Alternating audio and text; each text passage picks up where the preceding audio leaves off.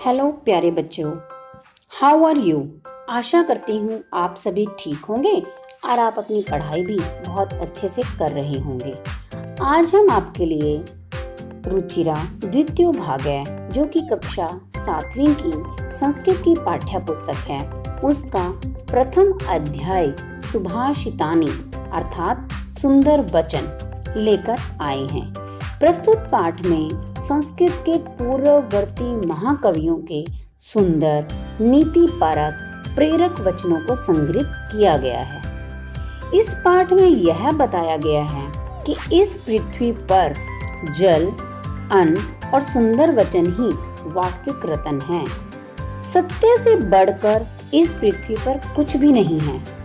दान, तप, शौर्य, विज्ञान आदि के विषय में मनुष्य को कभी भी स्वयं पर घमंड नहीं करना चाहिए। सदा सज्जनों के साथ ही मित्रता करनी चाहिए। धन के लेन देन, विद्या प्राप्त करने तथा आहार व्यवहार में मनुष्य को कभी लज्जा नहीं करनी चाहिए। तो चलिए शुरू करते हैं अपना पाठ पढ़ना। सबसे पहला श्लोक देखिए। पृथिव्यां त्रीणि रत्नानि जलमन्नं सुभाषितं मूढ़ै पाषाणखंडेषु रत्न संज्ञां विधीयते। पृथिव्यां का अर्थ है धरती पर, त्रीणि का अर्थ है तीन, रत्नानि का अर्थ है रतन। और वो तीन रतन कौन से हैं? जलम, अन्नम, सुभाषितम। जल, अन्न और सुभाषितम का क्या अर्थ है? सुंदर वचन। अर्थात पृथ्वी पर तीन ही रत्न हैं, और वो तीन रत्न कौन कौन से हैं? जल, अन्न और सुभाषितम, सुंदर वचन।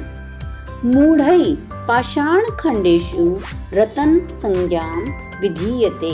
लेकिन जो मूढ़ व्यक्ति है, मूढ़ का अर्थ होता है मूर्ख, मूर्ख व्यक्ति पाषाण खंडेषु, पाषाण का अर्थ होता है पत्थर, पत्थर के टुकड़ों में रतन संज्ञाम विधीयते, रत्नों को खोजता है या रतन समझता है पत्थर के टुकड़ों को मूर्ख व्यक्ति।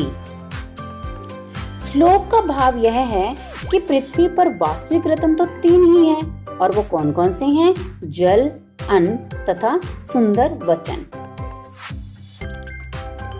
परंतु जो मूर्ख व्यक्ति है वो हीरे, मोती आदि जो कि पत्थर के टुकड़े हैं, उन्हीं को रत्नों की संज्ञा से जानता है या उन्हीं को रतन मानता है।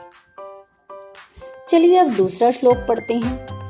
सत्येन धार्यते पृथ्वी, सत्येन तपते रवि, सत्येन वाति वायुश्च, सर्वं सत्यै प्रतिष्ठितम्।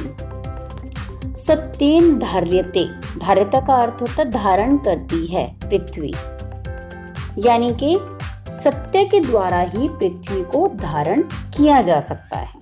सत्येन तपते रवि, रवि क्या होता है? सूर्य, और तपते का अर्थ है प्रकाशित होता है। जो सूर्य है वो भी सत्य के बल पर ही प्रकाशित होता है। सत्येन वाति वायुश्च, वाति का अर्थ है बहती है, वायुश्च हवा, सत्येन यानी कि सत्य के बल पर ही, सत्य से ही वायु बहती है। सर्वम सत्यै प्रतिष्ठितम, इस संसार में जो कुछ भी आपको दिखाई दे रहा है वो सब कुछ सत्य पर ही स्थित है। अब इस श्लोक में आपको क्या बताया गया? सत्य के महत्व के बारे में। सत्य के बल पर कठिन से कठिन कार्य भी किया जा सकता है। यह जो पृथ्वी है वो सत्य के बल पर ही सारे प्राणियों, चाहे वो जड़ हो या चेतन हो, उन सभी को धारण करती है। सूर्य भी सत्य के बल पर ही निरंतर अपने आप को जलाता हुआ आप सारे संसार को प्रकाशित करता है। वायु भी सत्य के बल पर ही निरंतर बहती रहती है। इस प्रकार सारा ब्रह्मांड सत्य पर ही टिका हुआ है। अतः सत्य को जीवन में अवश्य अपनाना चाहिए। तृतीय श्लोक देखते हैं इसका अब हम। दाने तपसी शौर्ये च विज्ञाने विनये नये विस्मयो न ही कर्तव्यो बहुरत्नान वसुंधरा। दाने का अर्थ है दान में, तपसी का अर्थ है तप में, शौर्य का अर्थ है बल में, च का अर्थ है और, विज्ञाने विज्ञान में, विनय विनय का अर्थ है विनम्रता में, नय नय का अर्थ है नीति में, विस्मयो न ही कर्तव्यम, विस्मयो न ही कर्तव्यम का अभिप्राय है आश्चर्य नहीं करना चाहिए, या आप कह सकते हैं कि हाँ हमें अहंकार नहीं करना चाहिए, क्योंकि जो वसुंधरा है यानी कि जो हमारी धरती है बहुरत्ना, बहुत प्रकार के रत्नों वाली है। इस धरती पर एक से बढ़कर एक दानी, तपस्वी, बलवान, ज्ञानी, विनयशील तथा नीतिवान लोग मिल जाते हैं। इनको देखकर साधारण मनुष्य को कोई आश्चर्य नहीं होना चाहिए, क्योंकि यह धरती अनेक प्रकार के रत्नों से भरी पड़ी है। चलिए अब अगला श्लोक पढ़ते हैं, जिसमें यह बताया गया है कि हमें हमेशा सज्जन व्यक्तियों के साथ ही मित्रता करनी चाहिए। सद्भिरेव सह आसीत् सद्भि कुर्वित संगतिं सद्भिर्विवादं मैत्रीं च न असद्भि किंचित आचरेत। सद्भिरेव का अभिप्राय, सद्भि का मतलब है सज्जन व्यक्ति, एव मैंने ही, सज्जन व्यक्ति के साथ ही बैठना चाहिए, सद्भि कुर्वित संगति, और उसी के साथ हमें मित्रता करनी चाहिए। सद्भिर्विवादम, सज्जन व्यक्ति के साथ ही विवाद यानी कि लड़ाई झगड़ा भी अगर आपको करना है तो सज्जन व्यक्ति के साथ ही करें। मैत्रीम च, और मित्रता भी सज्जन व्यक्ति के साथ करें। न असद्भि किंचित आचरेत, जो असज्जन व्यक्ति है या दुष्ट व्यक्ति है उसके साथ किसी भी प्रकार का व्यवहार ना करें। कहने का भाव यह है कि एक आदर्श व्यक्ति बनने के लिए ये बहुत जरूरी है कि आप इस बात का ध्यान रखें कि आपकी मित्रता किन लोगों के साथ है।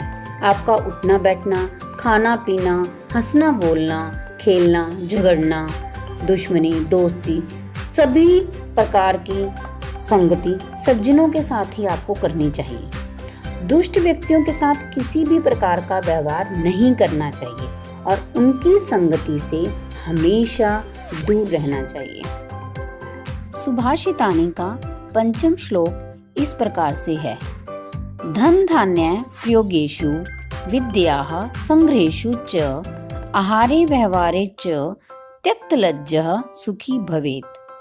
अर्थात धन धान्य प्रयोगेषु, धन धान्य के प्रयोग में, विद्या संग्रहेषु च, और विद्या के अर्जन में यानी कि उसको इकट्ठा करने में, आहारे व्यवहारे च, आहार में और व्यवहार में, त्यक्त लज्जा, जो व्यक्ति लज्जा का त्याग कर देता है, सुखी भवेत, वह व्यक्ति हमेशा सुखी रहता है। जो मनुष्य इस प्रकार का व्यवहार करता है उसे बाद में किसी भी प्रकार से पछताना नहीं पड़ता। आगे बढ़ते हैं इस अध्याय के अंतिम श्लोक की ओर, जो कि क्षमा के महत्व पर आधारित है। क्षमा वशीकृते लोके क्षमया किं न साध्यते, शांति खड्गः करे यस्य किं करिष्यति दुर्जनः। क्षमा वशीकृते लोके, क्षमा, क्षमा का मतलब तो आपको पता ही होगा। क्षमा का मतलब है किसी को माफ कर देना। क्षमा ने ही सारे लोक को अपने वश में कर रखा है। लोक अर्थात संसार। क्षमा ने सारे संसार को अपने वश में किया हुआ है। क्षमया किम न साध्यते, क्षमा से क्या चीज है जो आप सिद्ध नहीं कर सकते। आपसे कोई गलती हो गई, आपने सॉरी फील कर लिया, आपने माफी मांग ली, तो सामने वाले का गुस्सा अपने आप खत्म हो जाता है। यानी कि आप कोई भी बात मनवा सकते हो, किसी को भी अपने वश में कर सकते हो। शांति खड्ग करे यस्य, क्षमा क्या है? एक शांति रूपी तलवार है। करे हाथ में, यस्य मैंने जिसके, किम करिष्यति दुर्जन है, उसका दुर्जन व्यक्ति भी क्या बिगाड़ लेगा। ठीक है, तो देखा आपने, क्षमा के द्वारा आप दूसरे लोगों को अपने वश में कर सकते हैं और संसार में कोई भी कार्य इसके द्वारा सिद्ध किया जा सकता है और उसमें सफल भी हो सकते हैं।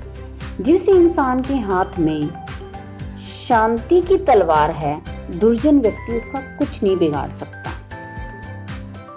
तो प्यारे बच्चों, ये था रुचिरा द्वितीय भाग्य का प्रथम पाठ सुभाषितानी। अब आपको करना क्या है, इस पाठ के सभी शब्दार्थों को अपनी नोटबुक में लिखना है। इसके सभी श्लोकों के सरलार्थ को आपको अपनी नोटबुक में लिखना है। पर हाँ, सिर्फ लिखना ही नहीं है, समझ कर लिखना है आपको अच्छे से। तो जल्द मिलते हैं नए और इंटरेस्टिंग टॉपिक के साथ।